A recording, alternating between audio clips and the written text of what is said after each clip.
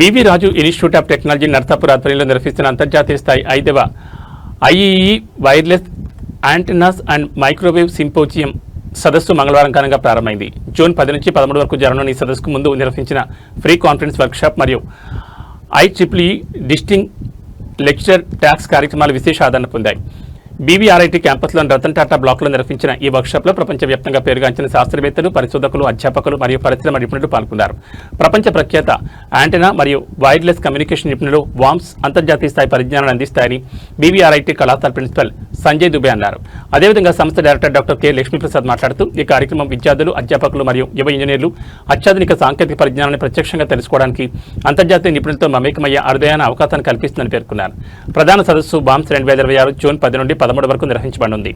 ఈ సదస్సుకు దేశ విదేశాల నుంచి పరిశోధకులు, అధ్యాపకులు, పరిశ్రమ నిపుణులు మరియు విద్యార్థులు పెద్ద సంఖ్యలో హాజరు కానున్నారు.